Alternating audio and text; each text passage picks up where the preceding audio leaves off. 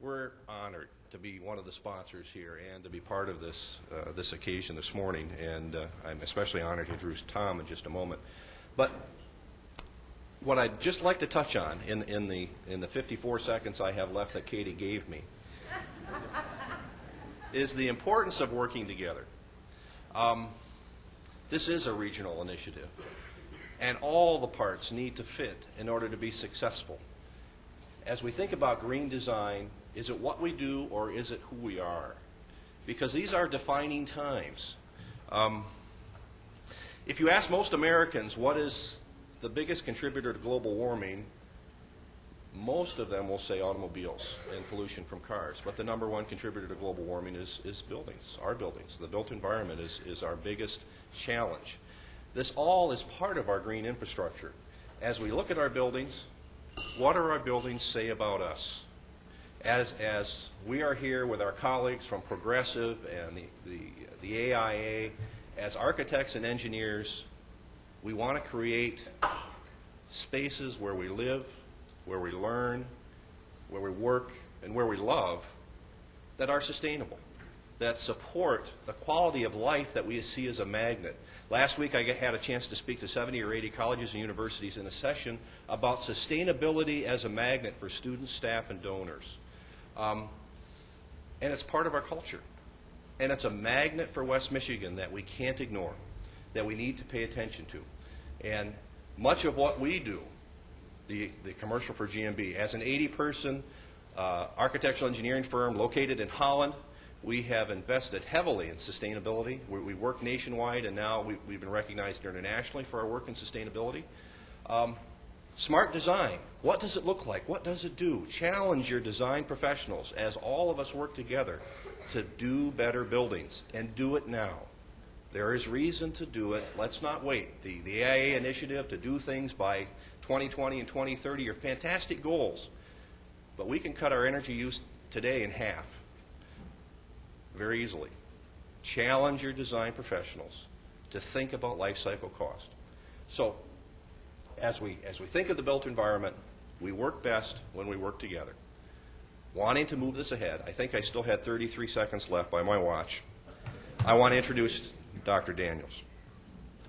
Tom Daniels is a professor at the University of Pennsylvania School of Design, where he directs the concentration in environmental planning and growth management. Tom's main areas of interest are farmland preservation, growth management, and connection between land use and water quality. Tom often serves as a consultant to state and local governments and land trusts. He lives in Lancaster, Pennsylvania, where for 9 years he managed the county's nationally recognized farmland preservation program. Tom is the author of many books: When City and County Collide, Managing Growth in the Metropolitan Fringe in 1999, co-author of Holding Our Ground, Protecting America's Farmland in 1997, and the Environmental Planning Handbook in 2003, published by the American Planning Association. The third edition of the Small Town Planning Handbook was released earlier this year. Tom has taught at the State University of New York, Albany, Kansas State University, Iowa State University, and he has served on the editorial advisory board of the Journal of the American Planning Association. In 2002, he was a senior Fulbright scholar at the University of New South Wales in Sydney, Australia. I'm excited to have somebody of this caliber speaking to us this day.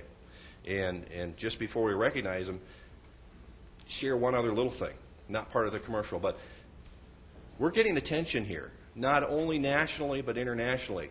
Mayor Al McGeehan from Holland grabbed me this morning and said, "Did you get my message?" And I said, "Al, what message?" Dutch delegation is going to be here in Holland this morning at 11:30 for a meeting. They're interested in investing in West Michigan in a development process, but they're especially interested in our efforts in sustainability. Can you be there?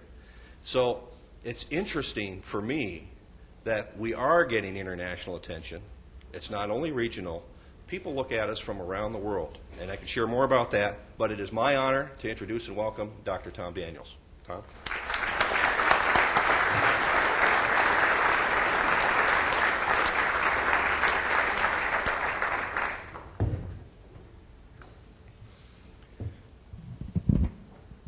Good morning. It's great to be back here not just in Michigan, but in western Michigan, for two reasons in particular. One, my mother, the genealogist, tells me that my great-grandfather Daniels originally came from Hudson, Michigan. No, that's wrong. I'm sorry, Holland, Michigan. Sorry, got the H's wrong.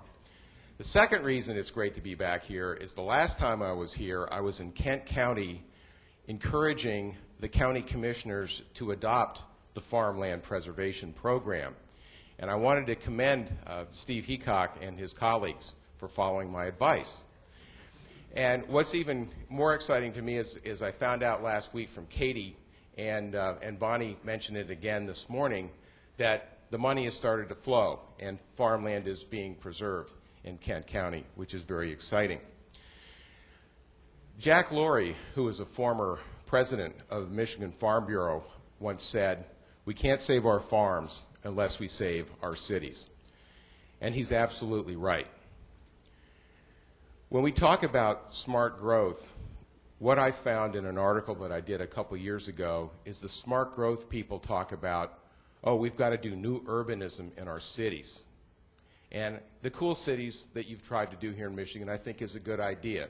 And working on human capital and bringing, the talented creative class to Michigan and keeping the talented creative class here is very, very important. On the other hand, though, we have the land preservation people who want to preserve the land for working farm and forest land and for natural areas and for recreation purposes.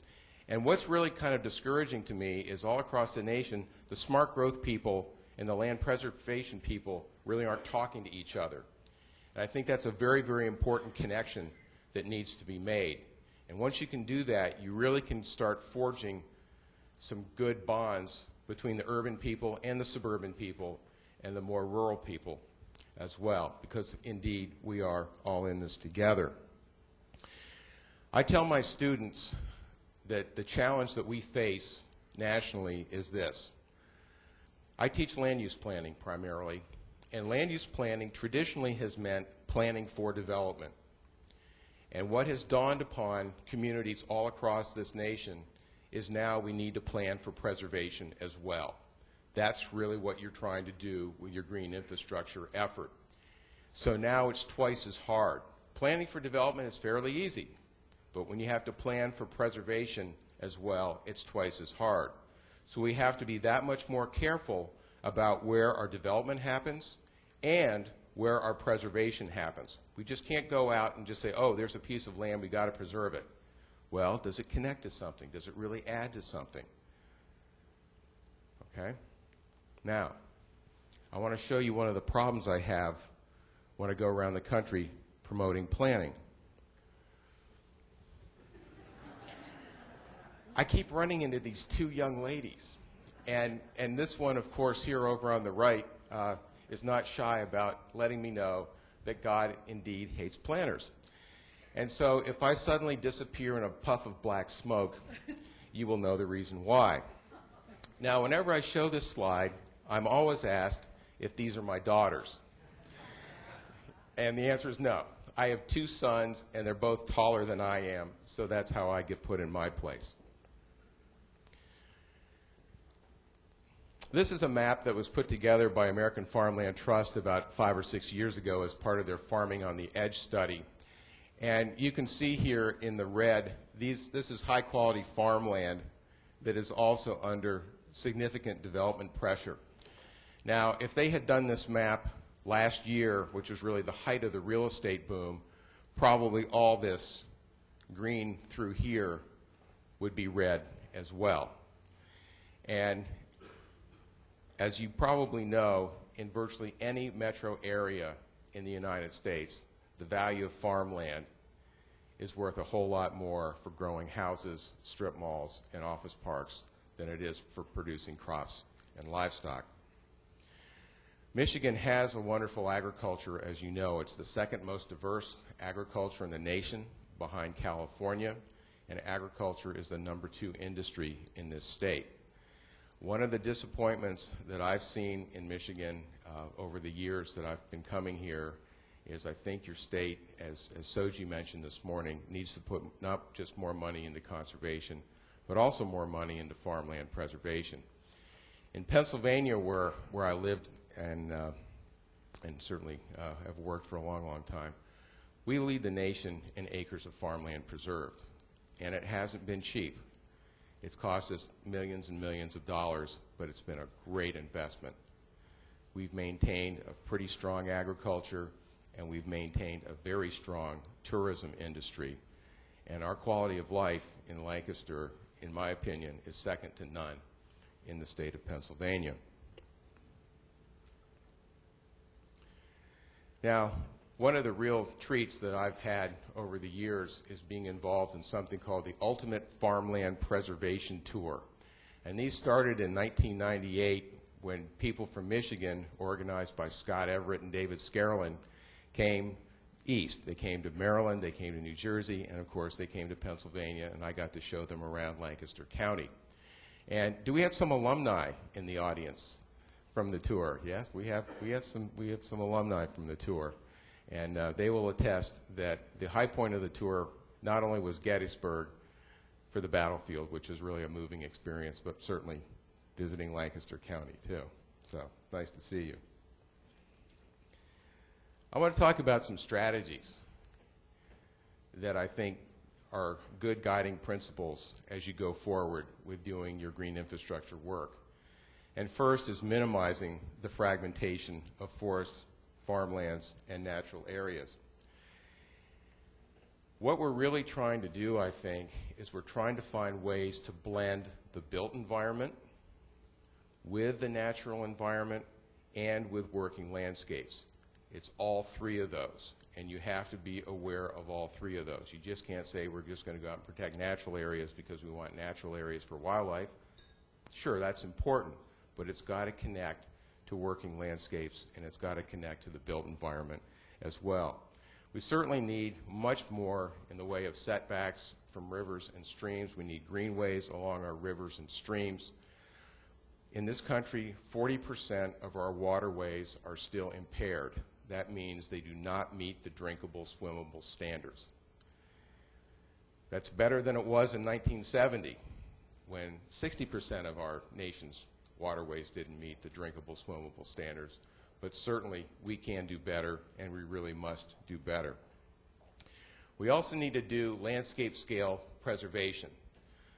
Some of the preservation I see around the country is a little discouraging to me because it's what I call the spots and dots approach. You know, you get we got 20 acres here and 30 acres here and 15 acres here and maybe 100 acres there, and it doesn't connect anything. And one of the dangers of doing that is if you don't have really protective zoning in particular around the land you're preserving, that preserved land can act as a magnet for development. It's what developers call the equivalent of an ocean view. And so they go, great, I can buy the property right next door and market it as having this preserved view that's never going to change, and I can make that much more money. But then you're really degrading the conservation values of that property that you preserved in the first place. You also want to see large contiguous blocks of preserved land. That'll give you your landscape scale preservation.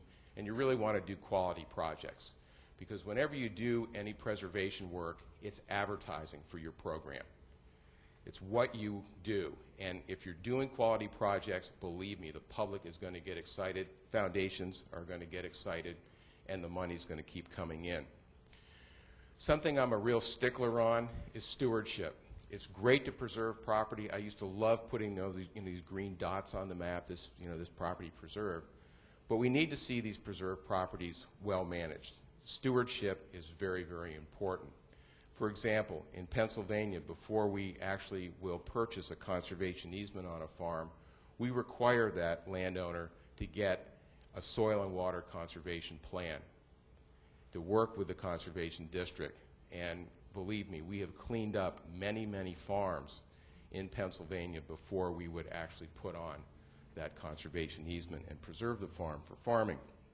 And finally, and this is where the built environment comes in and is very important, we need to promote more compact development. Sprawl is public land use enemy #1 in this country. It's causing all kinds of problems in terms of our water quality, our air quality, We import over $200 billion a year in oil. We are importing about 2/3 of our oil. The value of our dollar keeps declining. This is simply not sustainable. We have to have more compact development that's less automobile dependent. I know that's heresy saying that in Michigan, but to soften the blow, I want to tell you the best car I ever owned was a 1964 Impala station wagon. I love that car. It's the best car I ever owned, bar none.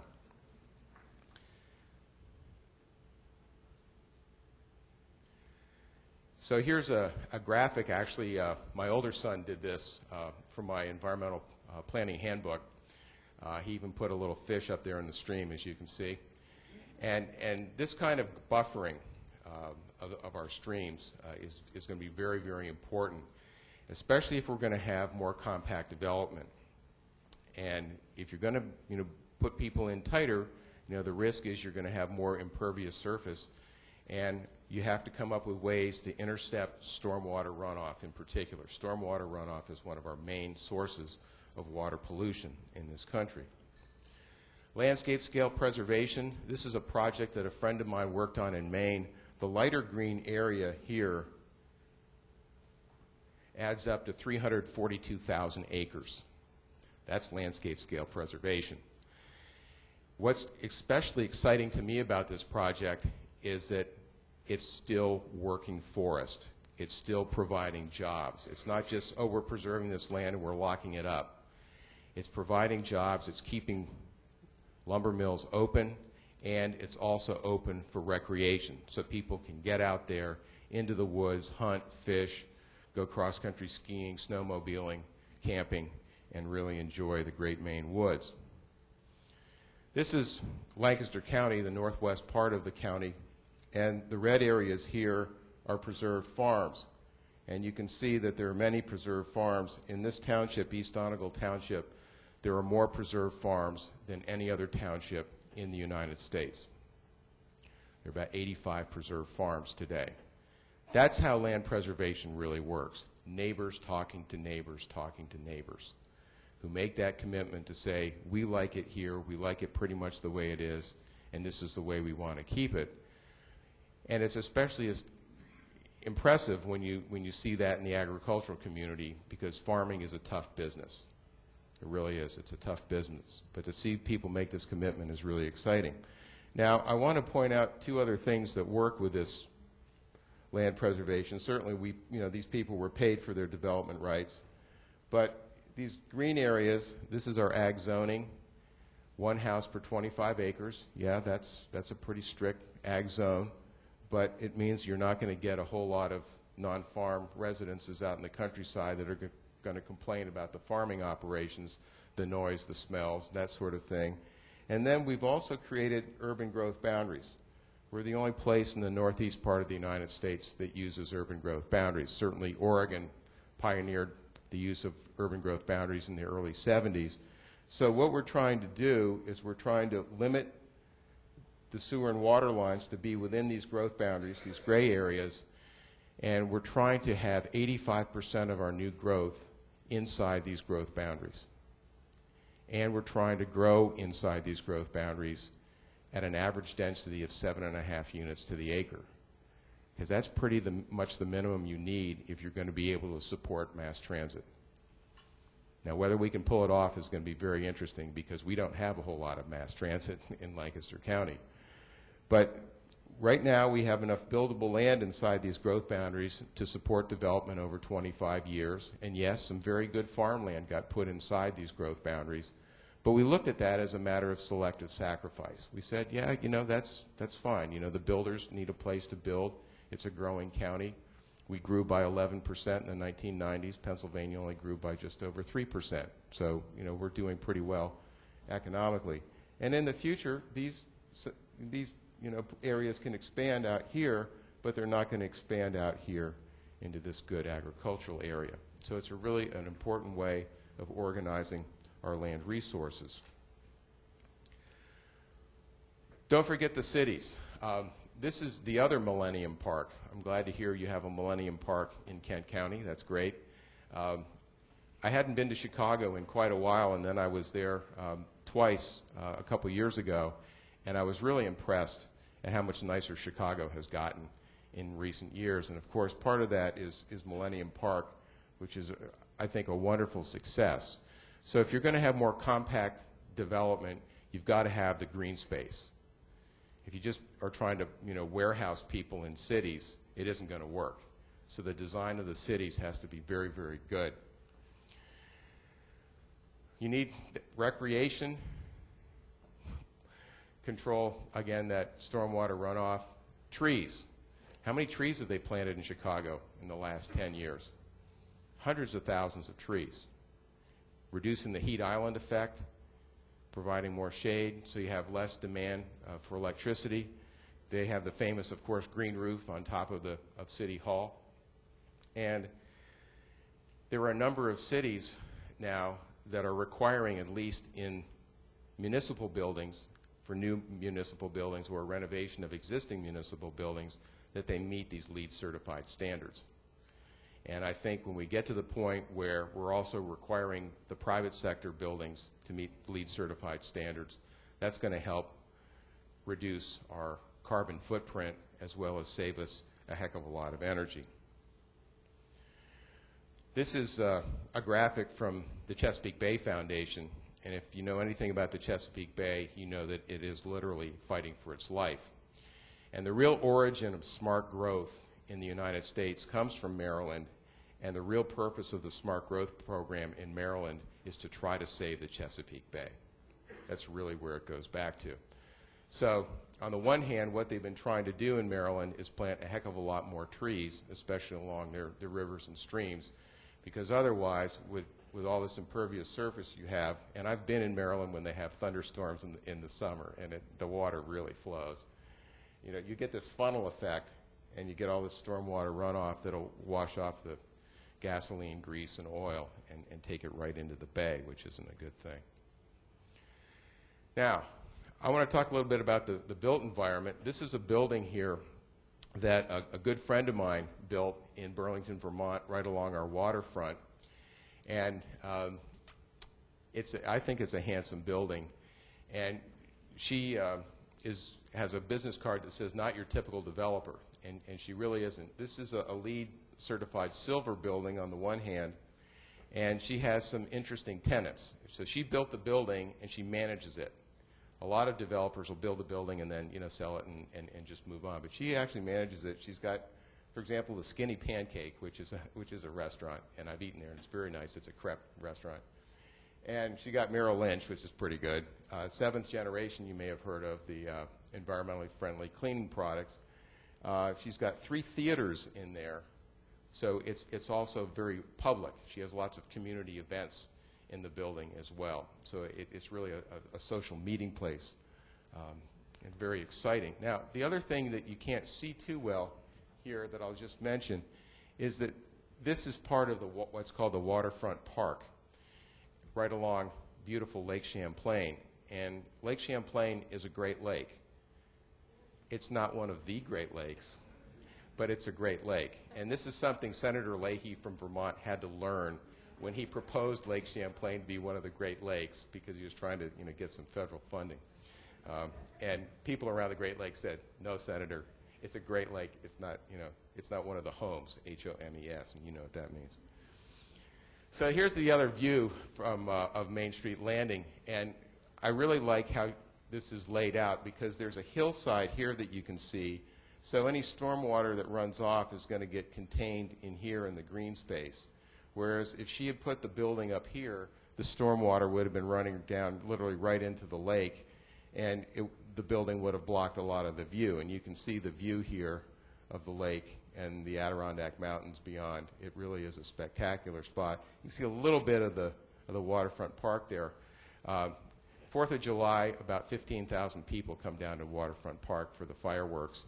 And even on New Year's Eve, about 10,000 people come down, and it's usually about 10 degrees above zero, and they still come down there to watch the fireworks. So it's a very, very popular spot. This is an example of what we call a transit-oriented development. This is an area called Orenco Station. This is west of Portland, Oregon, inside Portland's urban growth boundary. This is 1,800 units on 200 acres, so it's dense. And it's connected here to the West Side rail line. So these people can jump on the rail line and get into downtown Portland in about 35 minutes and avoid the frustration of trying to drive through traffic. Mixed use, you've got a town center here. And when they built the town center, what do you think the first commercial use they put in there was? Starbucks, that's right. Yeah, that's how you create community in the United States. You put in a Starbucks. And it's really a handsome town center. The buildings are 3 stories tall, like a traditional small town. And the homes here are on 3,000 square foot lots. So they're small. But you've got the green space here. You've got these nice, park spaces here, commercial, residential, and your mass transit. Now, how easy is it to do something like this? I had the tour of the site with the developer, and he explained that this was a $150 million roll of the dice. So getting financing for $150 million to build something like this is kind of a risk. But one of the problems that we have is that to do this kind of mixed-use development, especially on this scale, is often very difficult to do in our communities because our zoning codes are often way, way out of date. And that's something that we need to spend a heck of a lot of time on, is updating our zoning codes so that developers can build the kind of buildings and the kind of developments that we want them to build. So I see some real opportunities connected with green infrastructure. And the first is creating public-private partnerships. I'm really happy to be here under the auspices of a nonprofit. I serve on the board of a foundation. I've been on the board of land trusts. I believe strongly in the nonprofit effort. I've also worked for local government, and I've also been a consultant for private landowners. And so I've been in every sector you can think of. The general public really loves to see government and the private sector and the nonprofit sector all working together. They really love it. And I think they can be really that much more effective when they work together. There's got to be funding. Smart growth is not cheap. It's not cheap. And everybody's looking for, the least cost solution. Well, the least cost solution probably won't get you where you want to go. And one of the things that's exciting about land preservation in general and green infrastructure is that people all across the United States have been passing ballot measure after ballot measure over the last 10 years, amounting to about $30 billion. And they're doing this at a time when the politicians are telling us, oh, people are tired of paying taxes. They don't want to pay taxes. And they've been raising this money because they feel that they are going to be able to see the immediate results of the money that they're giving from their wallets and their pocketbooks. And I think that's something that's very exciting. We're going to need a lot more infrastructure investment. It's not just the I-35 bridge falling apart. And that hit home because I've been over that bridge, and I'm sure some of you have been over that bridge as well. But our infrastructure is aging in this country. We need to spend tens of billions of dollars upgrading our infrastructure. We're going to have to use some regulation, and that's not necessarily a popular thing. But I think sometimes it's part of the mix. And good design is part of the mix.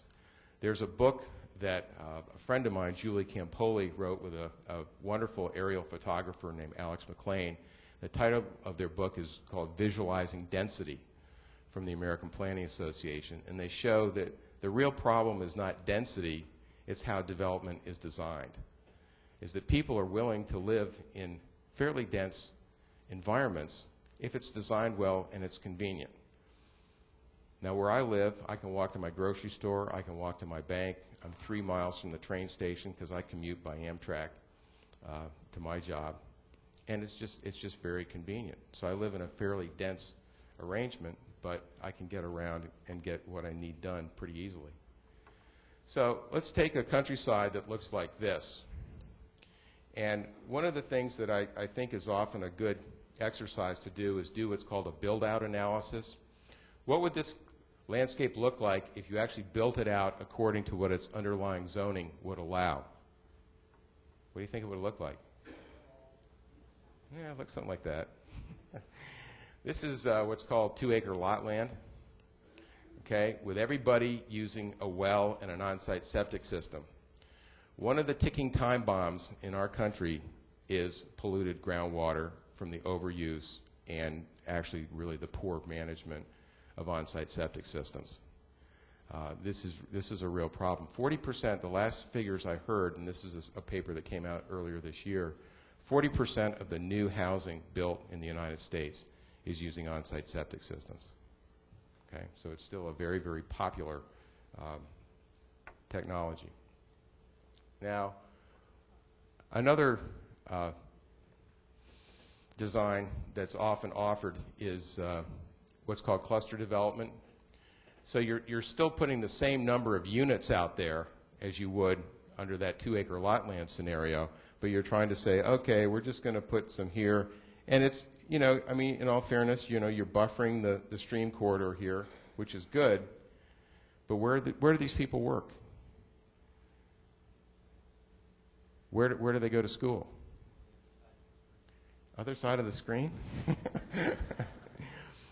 This is an interesting illustration of something another friend of mine, who's actually a former head of the Vermont Farm Bureau, said once, and I think this is very interesting. He said, "We think locally, but we act regionally."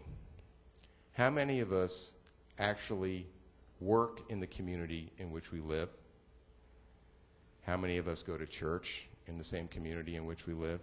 How many of us shop in the same community in which we live? We often, you know, act regionally, but we're thinking locally. And I think that's something that we need to overcome and start thinking regionally as well. So what about this as an opportunity? What if we actually created an entirely new village here with a mix of residential and even some commercial uses? Walkable, maintains a lot of green space. How do we do that? Can we get there? Well, this is another schematic, but this is a project that I have been working on in St. Lucie County, Florida, where what we did is, our team, we used transfer of development rights to enable the creation of what we call new towns or new villages using new urbanist principles. In other words, this is a minimum of 5 dwelling units to the acre. Developers can build more dense if they want, but they can't build less dense. Has to be a mix of use, so it's walkable, and it has to be surrounded by either 40 to 60% open space. And the county has said, if a developer proposes something like this, we will extend the public sewer and water lines to make it happen. The county has approved it. The state of Florida has signed off on it and said this is great. And of course, we're tied up in a lawsuit, which often happens. But I think we're going to get that resolved. But we do have developers who are interested in doing this sort of new town. And you compare this with scattering just houses all over the landscape, and I think you'll see that this is a much more superior form of development. So my point here is you can be pro-green infrastructure, you can be pro-smart growth, and not anti-development. Now I want to talk just briefly about village form, because the new urbanists use the village as their model. And some of the redevelopment that actually is going on inside the city of Detroit is trying to create urban villages. So one of the nice things about villages is you can see the countryside. You have this mix of use, it's walkable, the buildings are on a human scale, you usually have a slow speed, and you've got public spaces. You've got green spaces as well. So this is the classic Vermont example of that. This is beautiful Chelsea, Vermont, where you've got the village green and you can see out to the hills beyond. And this is South Royalton, Vermont. This is the downtown. Nice, fun downtown to walk around. Not too big. And this is one of the problems, is that we don't do village add-ons very well in this country. And I've had to explain this to my new urbanist friends. This is actually from Lancaster County. And you look at how this thing is laid out, and it uses up way more land than it should. Of course, they had to put in cul-de-sacs so that you know that it's a suburban development. And, you know, you don't know who's going to mow which property in through here. You know, it's a real problem. Now, the other thing I want to ask you is, what's this? That's called the stub street. That's right. So the developer was thinking, hey, you know, there's this nice flat farmland next door. I'll just continue to run my street, you know, and I'll develop that farmland. Well, I want you to know I took care of this problem. Okay? This is permanently preserved. Okay? So this is the developer's road to nowhere.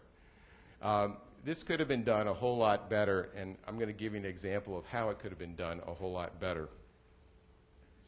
This is actually an example from a village in Germany.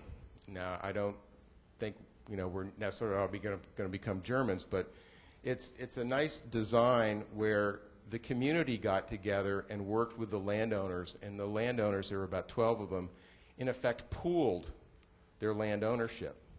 And it made much more sense than each one of them trying to do their own little development.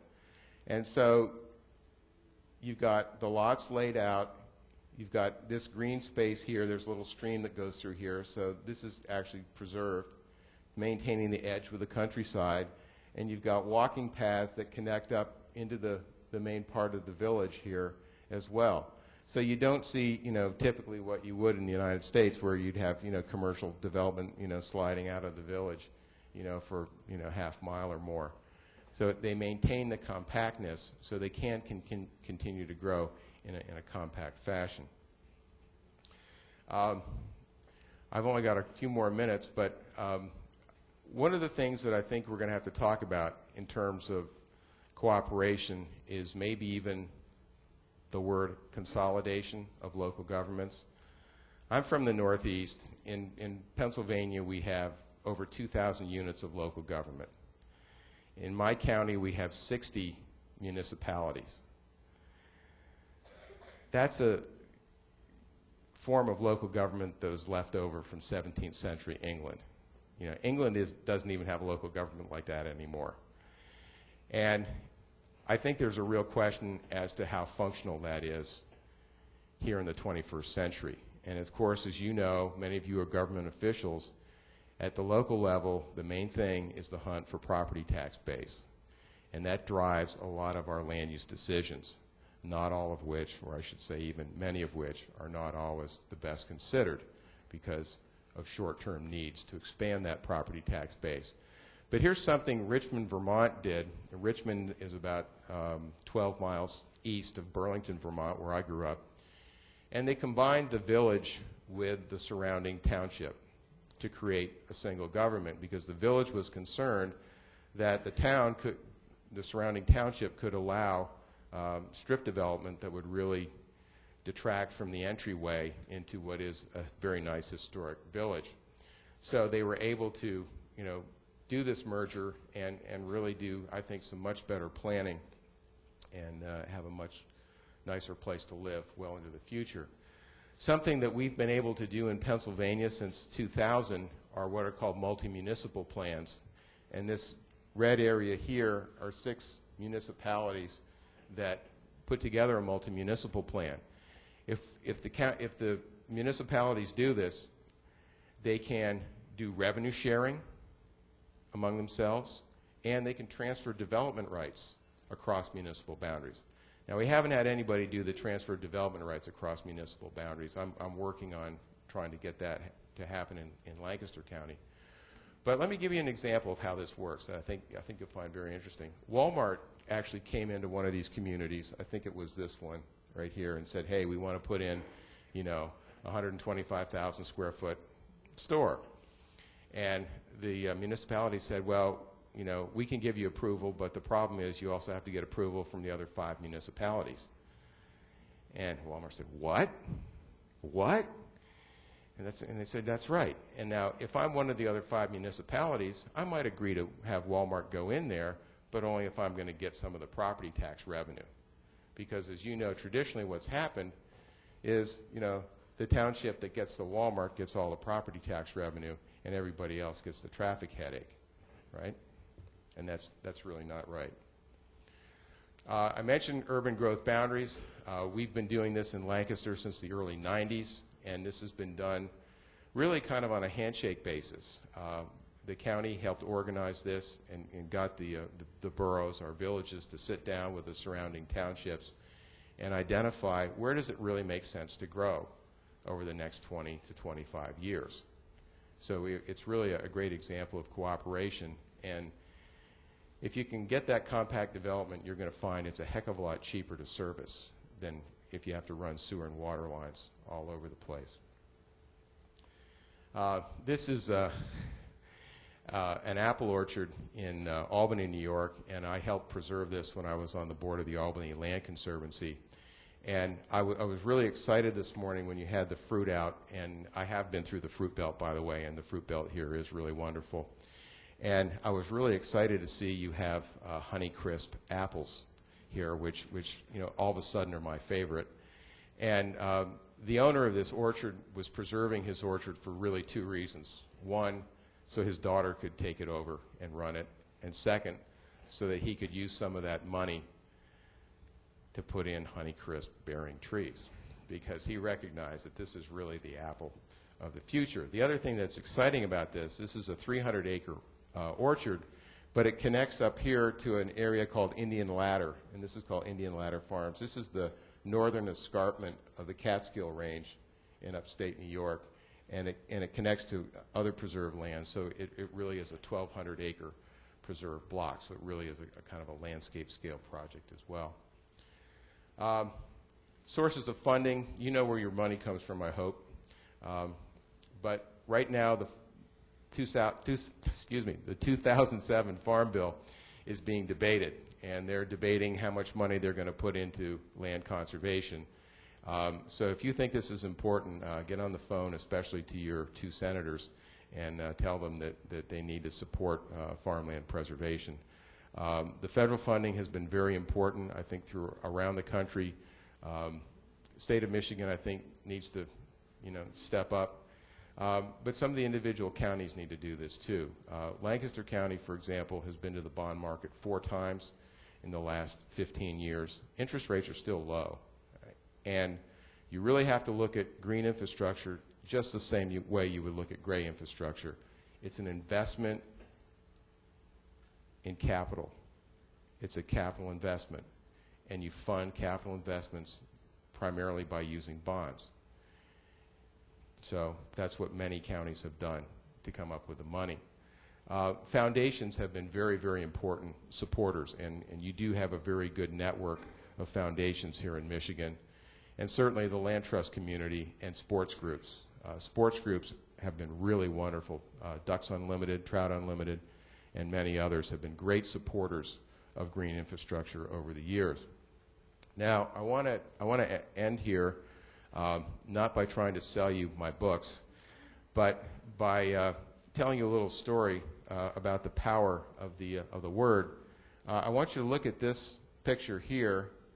This is a farm owned by a friend of mine named Luke Brubaker, and he had preserved his other farm, and he was saying, well, should I preserve my home farm because I got these houses here, and should I really do this? And I said, Luke, I'll tell you what. You preserve your farm, and I'll give you a copy of my book. So what do you think he did? That's what it looks like today. Yeah, it was such a great incentive that he had to do it. I'd just like to finish with a brief story from my book, When City and Country Collide, and this involves a fellow named Peter Hausman. And Peter is a commercial real estate broker by profession, and Peter led the effort way back in 1989 to get Chester County, Pennsylvania, which is next door to Lancaster, to come up with $50 million for land preservation. And a few years later, I was at a meeting with Peter, and somewhat suspiciously, I said, okay, Peter, why'd you do this? I mean, I know you're a commercial real estate broker. No, why were you pushing this land preservation stuff? And he gave me a straight-up answer, and he said, Tom, it's really very simple. The baby boomers are going to be retiring soon. They're going to have a lot of time on their hands. They're going to have a lot of money. If we can maintain a good quality of life here, they're going to want to come here to visit. They're going to want to come here to live.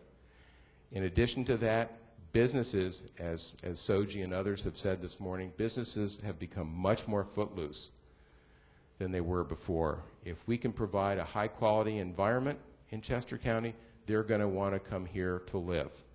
So he really saw land preservation as very much an economic development strategy as well as an overall quality of life strategy. I want to thank you again for inviting me here back to Michigan, and I hope I can answer some of your questions as well. Thanks very much, and keep up the good work. Thank you.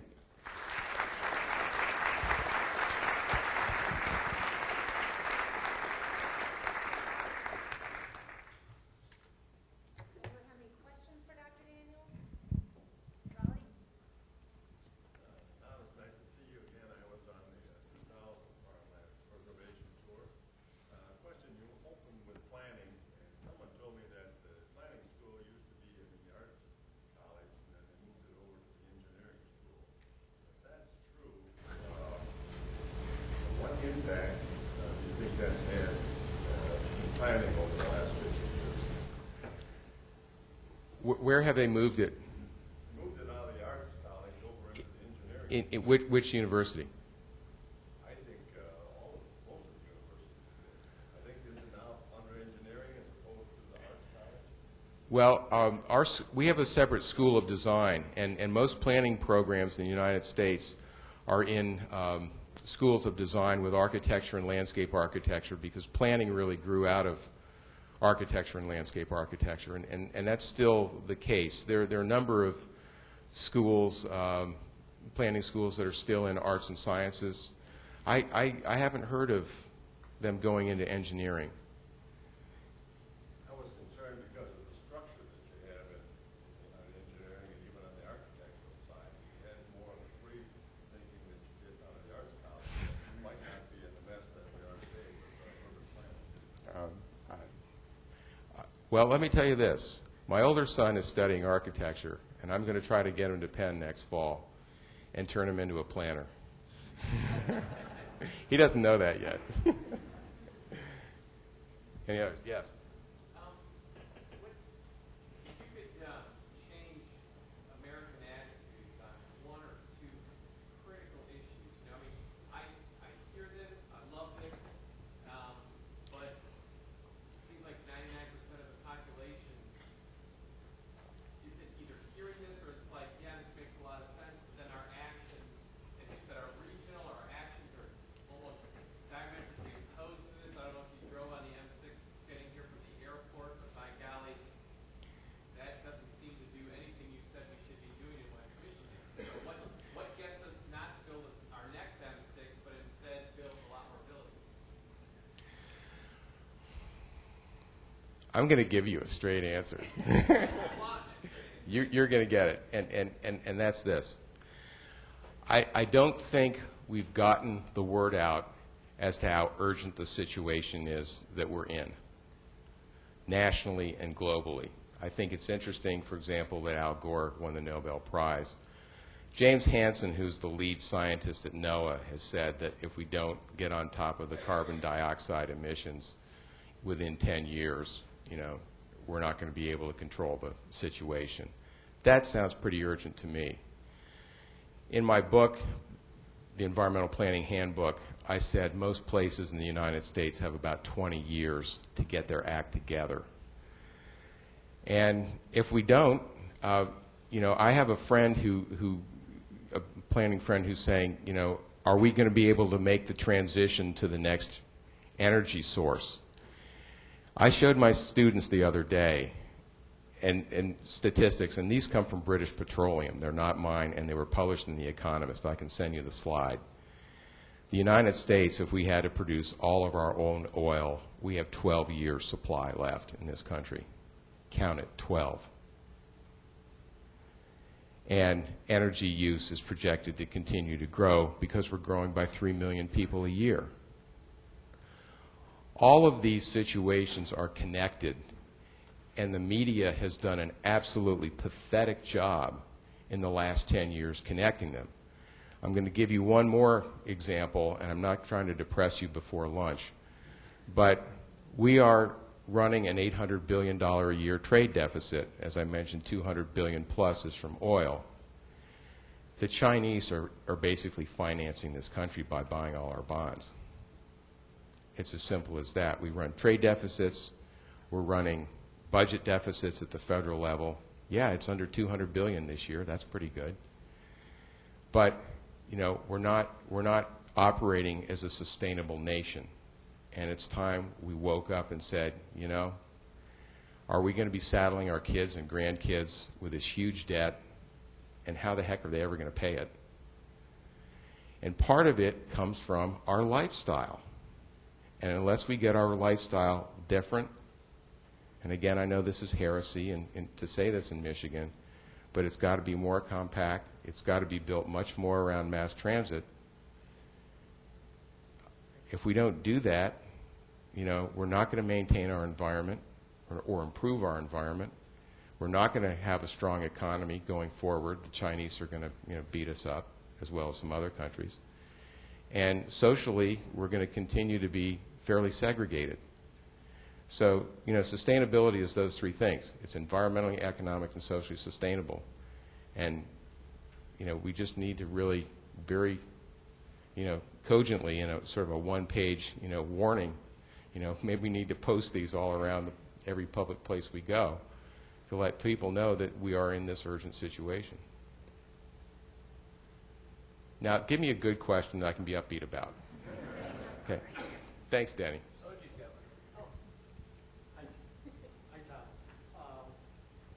Lancaster County, how many dollars do they have to work with in preserving land, and what's the breakdown of where that money comes from? Okay. This year we had about somewhere around $15 million to work with just this year alone. We get some money from the federal farmland preservation program, probably about $1 million a year.